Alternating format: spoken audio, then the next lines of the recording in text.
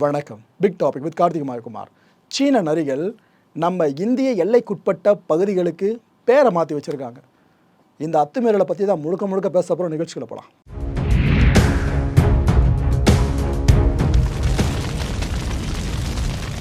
இந்த சீன நரிகள் இருக்க வேறு வேலையே இல்லைங்க.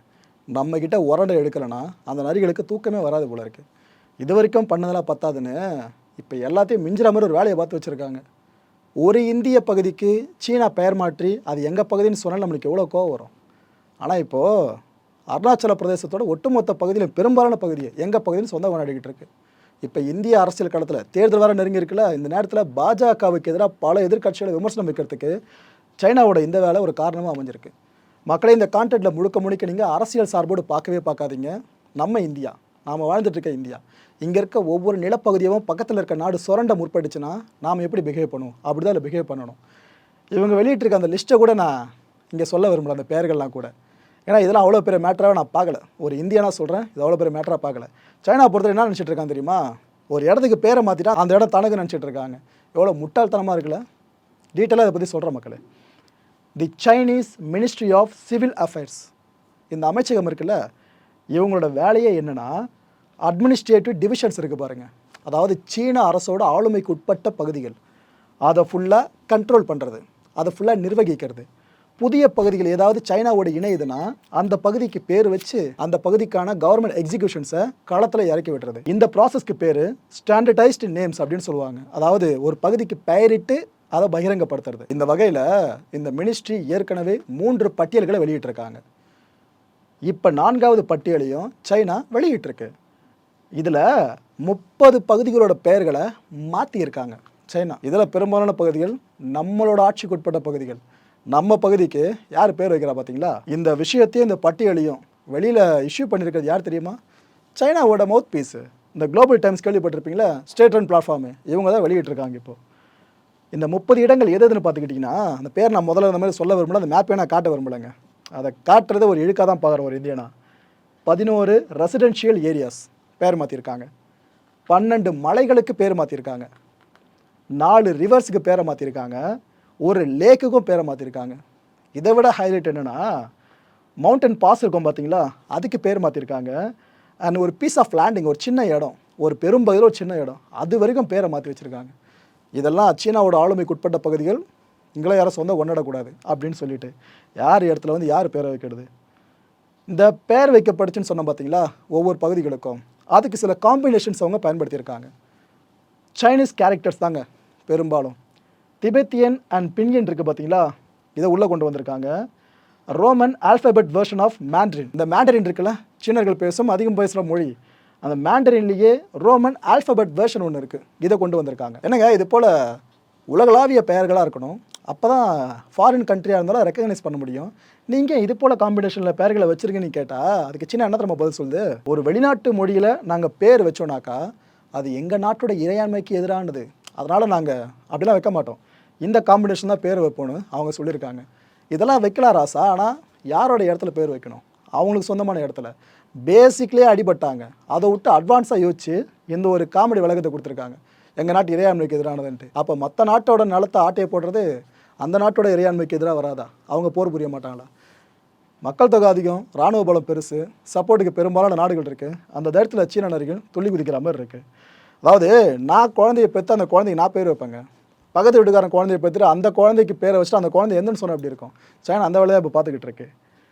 Exact latitude and longitude and high resolution மேப்பை சைனா வெளியிட்டிருக்கு. அந்த மேப்பை பார்த்தாலே ஒவ்வொரு இந்தியனுக்கும் கோவம் வரும். டேய் ஏன்டா இப்படி அநியாயம் பண்ணுறீங்கன்ட்டு அவ்வளோ கடுப்பாகுங்க. அப்படி தான் ஒரு மேப்பை வெளியிட்டு வர வச்சுருக்காங்க. தைவான் இருக்குல்ல, அதை சைனாவோட ஒரு பகுதின்னு சொல்லியிருக்காங்க. இது நீண்ட நாட்கள் நடந்துட்டு இருக்க ஒரு வாய்க்கா தகராறு தான், இல்லைன்னு சொல்லலை. ஆனால் அந்த டிஸ்பியூட் இப்போ வரைக்கும் பெருசாக போயிட்டுருக்கு. அதெல்லாம் பற்றிலாம் கொஞ்சம் கூட கவலைப்படாமல் சைனா தைவானை சீனாவோட ஒரு பகுதின்னு அந்த மேப்பில் சொல்லி வச்சுருக்காங்க. இதுக்கெல்லாம் மேலே நம்ம அடிமடியில் கை வச்சுருக்காங்க. எல்ஐசி இருக்குல்ல, லைன் ஆஃப் ஆக்சுவல் கண்ட்ரோலு, நம்ம இந்தியாவோட நார்த் ஈஸ்டர்ன் ஸ்டேட்டு, அந்த பகுதியில் கூட பேரை மாற்றி வச்சுருக்காங்க. நம்ம எல்ஐசி பகுதியில் அவங்க பேரை மாற்றி வச்சுருக்காங்க. இது அப்படியே நீட்சியாக வந்தீங்கன்னா நம்ம கோபம் எங்கே கொந்தளிக்கோன்னா அருணாச்சல் பிரதேஷ். அருணாச்சல் பிரதேஷோட பேரையே மாற்றிருக்காங்க. நாம் அருணாச்சல பிரதேஷ்னு சொல்கிறோம், அதை சைனீஸ் எப்படி மாற்றிருக்காங்கன்னா ஜாங் நானா. அருணாச்சல பிரதேசத்தோட பேர் ஜாங் நானா. இதை சவுத் திபெத்தியன் ரீஜன் சொல்லியிருக்காங்க. தென் சீன பகுதியா இந்த அருணாச்சல் பிரதேசம். உங்களுக்கு ஏன்பா இவ்வளோ அட்டகாசம் பண்ணுதா சைனா அப்படின்னு கேட்டிங்கன்னா, இது ஃபர்ஸ்ட் டைம் கிடையாது. இதுக்கு முன்னாடியே 2 முறை பேரை மாற்றி 3வது முறையை மாற்றிட்டு இப்போ 4வது முறையாக அடுத்த கட்ட லிஸ்ட்டு சார்ந்து யோசிக்க ஆரம்பிச்சிருக்காங்க. 2017 வருஷம் தான் முறையாக பெயர் மாற்ற வேலையை ஆரம்பிச்சிருந்தாங்க. அப்போ அவங்க 6 இடங்களுக்கு பேரை மாற்றிருந்தாங்க. எங்கே? நம்ம அருணாச்சல் பிரதேஷில். அதே அருணாச்சல் பிரதேஷில் கடந்த 2021 வருஷம் 15 இடங்களுக்கு பேரை மாற்றினாங்க. இதே அருணாச்சல் பிரதேஷில் கடந்த 2023 அதை இப்போ நம்ம பார்த்துட்டு லிஸ்ட் இருக்கு பாருங்கள், இதை பேஸ் பண்ணி 11 இடங்களில் பேரை மாற்றி வச்சுருக்காங்க. இந்த சீனாவோட நரித்தந்திரமான எண்ணம் என்ன தெரியுமா? நான் ஒரு இடத்த பார்ப்பேன், அந்த இடத்துக்கு நான் பேரை வச்சிருவேன், ஏன்னா நான் தான் முதல்ல பார்த்தேன். அதுக்கப்புறம் இது எங்கள் நாட்டுக்கு சொந்தமானதுன்னு சொல்லிவிடுவோம். எதிர்த்து யார் கேட்டாலும் நாங்கள் சும்மா இருக்க மாட்டோம், எதிர்த்து சண்டை போடுவோம் அப்படின்ற மைண்ட் செட்டுங்க. இந்த மைண்ட் செட் உங்களுக்கு இருக்கிறது இது ஃபர்ஸ்ட் டைம் கிடையாது. மிகப்பெரிய தாக்குதலுக்குள்ள அந்த மைண்ட் செட் காரணமாக அமைஞ்சிருக்கு. ஓட விட்டுருக்கோம் நம்ம அவங்கள. அதை பற்றிலாம் நான் போக சொல்கிறேன். எவ்வளோ ஒரு மோசமான தாட் ப்ராசஸில் பேரை வச்சு அந்த இடம் எனக்கு சொன்னதுன்றது. இதுக்கு முன்னாடியே அந்த இடம் நமக்கு சொந்தம், ஆனால் அவங்க பேரை வச்சாலும் எனக்கு சொந்தம். இது எப்படி புரிஞ்சுக்கிறதுன்னு தெரியல. இந்த 30 இடங்களுக்கு பேரெல்லாம் மாற்றிருக்காங்களே, இது எப்போ திரும்ப அமலாகுது? வர்ற மே மாதம் 1ஆம் தேதியிலிருந்து. அதுக்கப்புறம் சைனாவோட மேப்லேயா இருக்கட்டும், அதுக்கப்புறம் சைனா அந்த இடங்கள் சார்ந்து அழைக்கிற பேராக இருக்கட்டும், நம்ம இந்தியா வச்ச பேர்களை சொல்ல மாட்டாங்க. அவங்க வச்சுருக்காங்களே அந்த பேர்களை சொல்லி அழைப்பாங்க. இவ்வளோ பெரிய விஷயம் நடந்துகிட்ருக்கப்ப நம்ம இந்திய வெளியுறவுத்துறை அமைச்சகம் சும்மாவாக இருக்கும். சர்க்காசமாக நம்ம மினிஸ்ட்ரியும் ஸ்டேட்மெண்ட்டை இஷ்யூ பண்ண ஆரம்பிச்சிட்டாங்க. நம்ம வெளியுறவுத்துறை அமைச்சரான ஜெய்சங்கர் இருக்கார்ல, அவர் என்ன சொல்லியிருக்காருன்னா, சீனா இதை ஃபர்ஸ்ட் டைம் பண்ணல, இதுக்கு முன்னாடி இது போல் வேலையெல்லாம் பார்த்தாங்க பேரை மாற்றுறது. ஸோ திரும்ப அதை பண்ணியிருக்காங்க. சீனா எப்படிலாம் பிஹேவ் பண்ணுறதை பார்க்குறப்ப கேலி கூத்தா இருக்குன்னு சொல்லியிருக்காருங்க. நம்ம இந்தியன் எக்ஸ்டர்னல் அஃபேர்ஸ் மினிஸ்டர் இந்த விஷயத்த சொல்லியிருக்காரு. இந்த அருணாச்சல் பிரதேஷ் அப்படின்றது நேச்சுரல் பார்ட் ஆஃப் இந்தியான்னு அழுத்தம் திருத்தமான வார்த்தைகளையும் பயன்படுத்தியிருக்காரு. இதை தமிழாக்கம் பண்ணணும்னா, இயற்கையாகவே நம்ம இந்தியாவோட நிலப்பரப்பாக தான் இந்த அருணாச்சல பிரதேசம் இருக்குன்னு அர்த்தம். அப்பேற்பட்ட இயற்கையாக உருவான நிலப்பரப்பை சைனா எங்களுக்கு சொந்தமானது அப்படின்னு சொன்னால் எவ்வளோ கோவம் வரணும் நம்மளுக்கு. நம்ம இந்திய அரசு ரொம்ப வருஷமாக ஒரு விஷயத்தை அதிருப்தியாக பதிவு பண்ணிகிட்ருக்கு. பட் சைனா அதை பெருசாக பொருட்படுத்தலை. இதனால தான் நமக்கும் பயம் இருக்குது, அருணாச்சல் பிரதேஷை பேஸ் பண்ணி பின்னாடி எதனா பெரிய போர் வெடிச்சிருமோன்னு சொல்லிட்டு. இந்த அக்ஸை சின் இருக்குல்லங்க, கேள்விப்பட்டிருப்பீங்க நம்புகிறேன். நம்ம இந்தியன் டெரிட்டரி தான். இந்த ஈஸ்டர்ன் லடாக் பார்டர்ஸ் இருக்குல்ல, அதை ஒட்டின பகுதி. இங்கே மட்டுமே சீனா 38,000 ஸ்கொயர் கிலோமீட்டர் அளவுக்கு சட்டவிரோதமாக ஆக்கிரமிப்பு பண்ணியிருக்கு. நம்ம டெரிட்டரிக்குள்ளே அவங்க இராணுவ வீரர்கள்லாம் சொல்ல முடியாது, துருப்பினர் தான் சொல்லணும். அதான் கொஞ்சம் இதுவாக இருக்குது, ஏன்னா ரொம்ப பூஸ்ட் பண்ணி பேசுகிற மாதிரி இருக்குது. ஏன்னா இது போலனா கோழத்தனமாக பின்வாசல் வழியாக நுழைய முற்படுறாங்கன்னா இவங்களை வேறு என்னன்னு சொல்கிறது. ஆக்சுவலாக சமீபத்தில் தான் பிரதமர் நரேந்திர மோடி அவர்கள் ஒரு ஸ்ட்ராட்டஜிக் சேலா டன்னலை திறந்திருந்தார். திறந்தது மட்டும் இல்லாமல் நாட்டுக்காக அர்ப்பணிஷ்டம் போயிருந்தார். கிட்டத்தட்ட 13,000 அடி உயரத்தில் அமைஞ்சிருக்கிறதா இந்த டன்னல். இது எதுக்காக, இதோட ப்ரைமரி ஃபங்க்ஷன் என்னன்னு பார்த்தீங்கன்னா, நம்ம இராணுவ வீரர்கள் இருக்காங்களே, அவங்க உடனடியாக ஒரு இடத்துல இன்னொரு இடத்துக்கு பயணம் பண்ணுறது. போர்க்காலங்களில் இராணுவ தளவாடங்கள் இடம்பெயர்வாக இருக்கட்டும், இராணுவ வீரர்களோட இடம்பெயர்வாக இருக்கட்டும், எல்லாம் இந்த டனலை பேஸ் பண்ணி ரொம்ப ஈஸியாக நடக்கும். ஸோ நாம் இந்த ஒரு விஷயத்தை பண்ணி சைனாவோட கொட்டத்தை அடக்கணுமா? இதனால தான் சைனா இப்போ நாங்கள் பதிலடி கொடுக்குறோம் அப்படின்ற பேரை மாற்றி காமெடி பண்ணிகிட்டு இருக்காங்க. உன்னை நான் கொலை பண்ணுவேன், ஆனால் நீ என் பேரை சொல்லிட்டு போயிடணும். இப்படி தான் சைனா நடந்துகிட்ருக்கு. இதனால் அவ்வளோ பெரிய விஷயமா இவ்வளோ தூரம் மூச்சு பிடிக்க பேசுகிறோம் அப்படின்னு கேட்டிங்கன்னா சாதாரண விஷயம் இல்லைங்க. பேரை தானே மாற்றிட்டாங்க, இதுக்கப்புறம் என்ன பண்ண போகிறாங்க அப்படின்னு நினைக்காதீங்க. பேரை மாற்றுற அளவுக்கு அவங்க துணிஞ்சிருக்காங்கன்னா இதுக்கப்புறம் பெருசாக ஏதோ பண்ணுறதை காத்துக்கிட்டு இருக்கான்னு அர்த்தம். அவங்க பேரை மாத்திரம் நம்ம இடம் தான், நான் அதில் எந்த மாற்றுக்கிறதும் கிடையாது. ஆனால் சைனா இது போல் நரித்தனமான வேலையை பார்க்குதுன்னா பின்னாடி பெரிய பிளான் ஒளிஞ்சிருக்குன்னு அர்த்தம். இப்போ நான் சொல்கிறது உங்களுக்கு புரியாது. கடந்த கால வரலாறுகள் எடுத்து படித்து பார்த்தீங்கன்னா ஒரு சின்ன சின்ன விஷயத்துக்கு அப்புறமா எவ்வளோ பெரிய தாக்குதல்கள் நடந்திருக்குன்னு கிளியர் கட்டாக உங்களுக்கே புரியும். உதாரணத்துக்கு ஒன்று சொல்கிறேன். கடந்த 2022 வருஷம் டிசம்பர் மாதம் 9ஆம் தேதி, இது யாருமே மறந்துருக்க மாட்டோம். அன்னைக்கு அதிகாலை நேரம், ஓகேவா, அப்படியே கொஞ்சம் கொஞ்சமாக சில நிமிஷங்கள் கடந்து போய்கிட்டு இருக்கு. நம்ம அருணாச்சல் பிரதேஷோட தவாங் செக்டார் இருக்குல்ல, அங்கே திடீர்னு ஒரு 300லேருந்து 400 சீன துருப்பினர் ஊடுருவிட்டாங்க. நம்ம டெரிட்டரிக்குள்ளே அவங்க ஊடுருவிட்டாங்க. எதுக்காக ஊடுருவினாங்க தெரியுமா? இது எங்களோட பகுதி, என்ன இந்தியன் சோல்ஜர்ஸை வந்து ஆக்கிரமிச்சிருக்கீங்க அப்படின்ட்டு நாம் சொல்ல வேண்டிய டேலாக அவங்க சொல்லிட்டு இருக்காங்க. நம்ம தான் அதை ஃபுல்லாக கண்ட்ரோலில் வச்சுருக்கோம். ஆனால் அந்த பகுதியில் இத்தனை பேர் ஊடுருவினாங்க. துப்பாக்கி யாருமே கொண்டு வரலாங்க. ஏன்னா அந்த பகுதியில் ஒரு விதி இருக்குது. இந்த எல்லை சார்ந்த பகுதிகளை பார்த்தீங்கன்னா துப்பாக்கி இந்த ஃபயர் எக்யூப்மெண்ட்லாம் பயன்படுத்தக்கூடாது, அப்படி பயன்படுத்தினா ஒப்பந்த மீறலாக கருதப்படும்னு 2 நாடுகளோட தரப்போ ஒத்துக்கிட்டு இருக்கு, இந்தியாவும் சரி சைனாவும் சரி. ஸோ இதுக்காக தான் இந்த ஆணி கட்டை இருக்குல்ல, அதான் மரக்கட்டையில் சுற்றி ஆணி அடித்து வச்சுருப்பானுங்க. அதில் அடித்தா என்ன யோசிச்சு பாருங்கள், சதை பிச்சுக்கிட்டு தனியாக வெளியே வந்துடும். அந்த ஆணி கட்டையை கொண்டு வந்தாங்க. கம்பி இருக்குல்ல, நீங்கள் நினைக்கிற அந்த மெல்லிசான கம்பிலாம் கிடையாது, தடிமனான கம்பிங்க ராடு அதை கையில் கொண்டு வந்தாங்க. இது பத்தாதுன்னு இந்த கையில் வச்சு ஷாக் அடிக்கும் பார்த்தீங்கன்னா ஒரு எக்யூப்மெண்ட்டு அதையும் கொண்டு வந்தாங்க. இது போல் வெப்பன்ஸ் எடுத்துகிட்டு வந்தாங்க. ஆனால் துப்பாக்கி மட்டும் அங்கே இல்லை. கேட்டால் ஒப்பந்தத்தை அவங்க ஃபாலோ பண்ணுறாங்க. இவ்வளோ விஷயங்களை பண்ணிட்டு எல்லை கடந்து ஆக்கிரமிக்க முயற்சி பண்ணாங்க. நம்ம வீரர்கள் சும்மா இருப்பாங்களா? நம்ம இராணுவ வீரர்கள் எல்லை பகுதியில் ரோந்தில் ஈடுபட்டிருந்தப்ப கிட்டத்தட்ட 50 இந்திய வீரர்கள் அந்த இடத்துல குவிஞ்சிட்டாங்க. நரிங்கெல்லாம் 100 உள்ளே வராமல் இருக்குன்னு சொல்லிட்டு நம்ம ஆளுங்க ஃபுல்லாக முன்னோக்கி போக ஆரம்பித்தாங்க. போகும்போது நம்ம ஆளுங்க எச்சரிக்கை பண்ணாங்க, ஒழுங்காக போயிடுங்க, இது உங்கள் டெரிட்டரி இல்லை, இந்தியன் டெரிட்டரி, வெளியே போயிடுங்க, அதுதான் உங்களுக்கு நல்லதுன்னு நம்ம ஆளுங்க அவ்வளோ வார்ன் பண்ணியிருக்காங்க. ஆனால் அந்த நரிகள் என்ன தெரியுமா பண்ணியிருக்கு? அங்கே இருந்த கற்கள், அங்கே பொடி பொடி கல் நிறைய இருக்குங்க, அந்த கற்களை எடுத்து முதல்ல அடிக்க ஆரம்பிச்சிட்ருக்காங்க. நம்ம வீரர்கள் கிட்ட வந்திருந்தால் கையில் வச்சுருக்க வெப்பன்ஸ் வச்சு அவங்க அட்டாக் பண்ணியிருக்கலாம். நம்ம வீரர்கள் தூரத்துலேருந்தே சொல்கிறாங்க போயிடுங்க, உங்களுக்கு நல்லது இல்லைன்ட்டு. ஆனால் இவங்க நாங்கள் வீரர்கள் அப்படின்ட்டு கல்லை தூக்கி அடிக்க ஆரம்பிச்சிட்டாங்க. வீரர்கள் கையில் கல் பொறுத்து பார்த்தா நம்ம ஆளுங்க வேலைக்காவதுன்னு தெரிஞ்சிருச்சு. அட்டாக் பண்ண ஆரம்பித்தோம். ஆக்சுவலாக கல்வான் தாக்குதல் இருக்குல்ல, அதுக்கு பிற்பாடு நம்மளோட இந்த ரோந்து அண்ட் தாக்குதல் சார்ந்து ஒரு புதிய மெத்தடை கொண்டு வந்திருந்தோம். லேயர்ஸாக பிரிச்சிட்டாங்க, ஃபர்ஸ்ட் லேயர் செகண்ட் லேயர்னு சொல்லிட்டு. இதில் ஃபர்ஸ்ட் லேயரில் இருக்க வீரர்கள் தான் இந்த சீனர்கள்கிட்ட முதல் கட்டமாக தாக்குதலை முன்னெடுத்தாங்க. கம்மியான வீரர்கள் இருந்தாங்க, 50 பேர் தான். அவங்க 400 பேர்கிட்ட வந்திருந்தாங்க.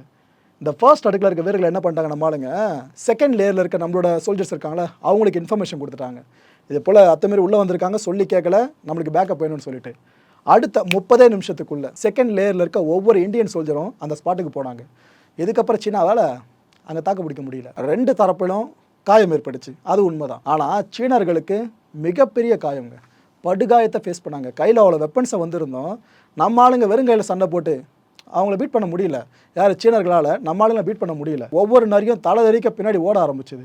ஸோ சீனா பட பின்வாங்கிடுச்சா, இந்த ஸ்கூலில் டீச்சர் அடிச்சிட்டா குழந்தை போய் அம்மா கிட்ட வச்சு வைக்கும் பார்த்தீங்களா, அது மாதிரி இந்த சைனீஸ் சோல்ஜர்ஸ்லாம் போயிட்டு, இந்த PLA சோல்ஜர்ஸ்லாம் போயிட்டு அங்கே சீன ராணுவத்தில் உயர் அதிகாரிகள் இருப்பாங்களே அவங்ககிட்ட போய் சொல்லியிருக்காங்க, இது போல் போனோம், எங்களை அட்டாக் பண்ணிட்டா அங்கே வந்து கேளுங்கன்னு அவங்ககிட்ட போய் முறையிட்டு இருக்கிறது. இதுக்கப்புறமா சீன ராணுவ உயர் அதிகாரிகள் கேட்டுக்கிட்டதன் பேரில் நாம் இந்திய ராணுவத்தோட உயர் அதிகாரிகள் இருதரப்பு பேச்சுவார்த்தைக்கு சம்மதம் தெரிவித்தாங்க. அந்த பேச்சுவார்த்தை சுமூகமாக போச்சு, நடந்தும் முடிஞ்சது. அதுக்கப்புறம் அந்த பகுதிக்கு சீன துருப்பினர் வரவே இல்லை. தெரியுதா? பேரை மாத்திரம் சாதனமாக பார்ப்போம், அதுக்கப்புறம் என்னென்னலாம் நடக்கலான்னு இது ஒரு ஆகச்சிறந்த உதாரணம். சீனாவோட இந்த போக்கு இருக்குல்ல, அதுக்கான காரணம் என்னன்றதை பற்றி எப்போயாச்சும் யோசித்து பார்த்துருக்கீங்களா? ஆக்சுவலாக இதை மாரல் சுப்பீரியாரிட்டி அப்படின்னு சொல்லுவாங்க. இந்த சீன துருப்பினருக்கு இருக்கிற மைண்ட் செட் இதுதான் மக்களே. இது என்ன தெரியுமா அர்த்தம்?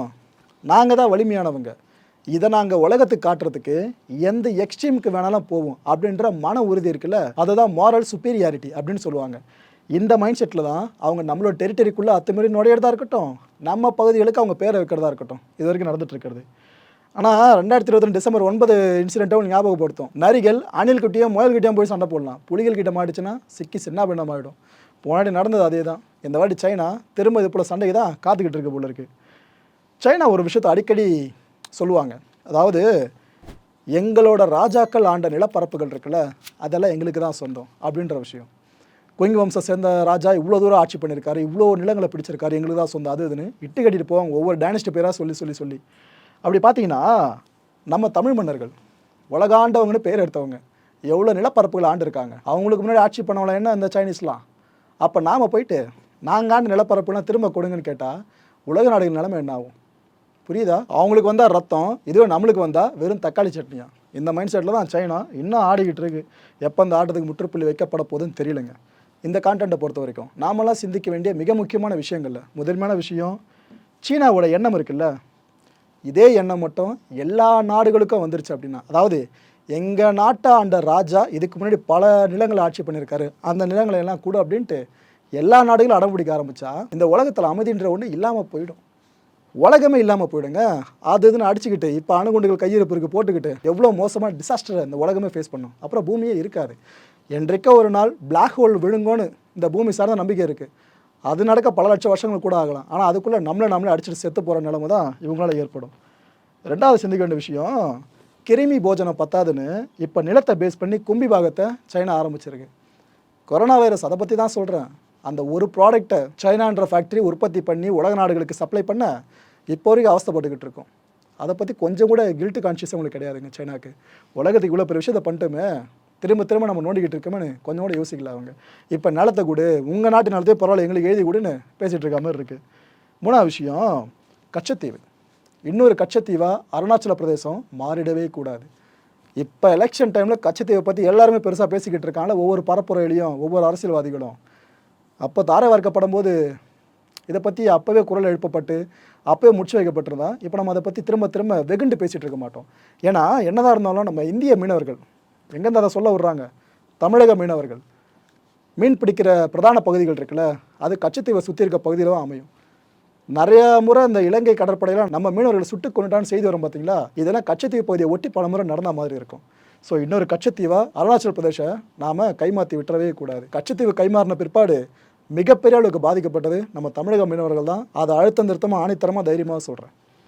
நாலாவது சிந்திக்கொண்ட விஷயம், அருணாச்சல பிரதேச எல்லை இருக்குல்ல, இங்கே இன்னொரு மிகப்பெரிய இராணுவ மோதல் நடக்க வாய்ப்பு இப்போ ஏற்பட்டிருக்கு. நாம் இப்போ வரைக்கும் அமைதியாக தான் போயிட்டுருக்கோம். நாம் இதற்கு எந்த பிரச்சனையும் எஸ்கலேட் பண்ணதோ இல்லை, ஆரம்பித்து வச்சதோ இல்லை. இது ஒரு முறையும் பண்ணிகிட்டு இருக்கிறது சைனா தான். இப்போ பேரை மாற்றி ஒரு விஷயத்துக்கு ஆரம்ப புள்ளி வச்சுருக்காங்களா, இதுக்கப்புறம் பாருங்கள் நீங்களே, சில நாட்களுக்குள்ளே பிரேக்கிங் நியூஸ்னு இது போல் எல்லை சார்ந்த ஒரு மிகப்பெரிய தாக்குதல் இந்தியா வர்சஸ் சைனான்னு ஒரு விஷயம் பெருசாக மாறும். இது நடக்கக்கூடாது. அப்படி நடந்துச்சுன்னா அதுக்கு முழுக்க முழுக்க சைனா தான் பொறுப்பு. ஏன்னா ஆரம்ப புள்ளி வச்சுருக்கிறது அவங்க தான். மக்கள் இதை பற்றி நீங்கள் என்ன நினைக்கிறீங்க? உங்களோட கருத்துக்கள் எதுவாக இருந்தாலும் கீழே கமெண்ட் பாக்ஸில் கமெண்ட்டாக லீவ் பண்ணுங்கள். அடுத்த நிகழ்ச்சியை சந்திக்கலாம். நன்றி, வணக்கம், ஜெய்ஹிந்த். வணக்கம் மாயம் ஸ்டுடியோஸ் நண்பர்களே. மாயம் ட்ரெண்ட்ஸ் அப்படின்ற ஒரு புதிய ஃபேஸ்புக் பேஜை ஓப்பன் பண்ணியிருக்கோம். நீங்கள் யூடியூப்பில் பார்த்துட்டு இருக்கீங்களா நம்மளோட கான்டென்ட்ஸ்லாம், இதெல்லாம் விட ஒரு படி மேலே ரொம்ப கிறிஸ்பாகவும் ரொம்ப சூப்பராகவும் நிறைய கான்டென்ட்ஸ் உங்களுக்கு இந்த பேஜில் காத்துட்ருக்குங்க. ஸோ உடனடியாக ஃபேஸ்புக் பிளாட்ஃபார்ம் போங்க, மாயம் ட்ரெண்ட்ஸ்னு டைப் பண்ணி சர்ச் பண்ணி நம்ம பேஜை ஃபாலோ பண்ணுங்கள்.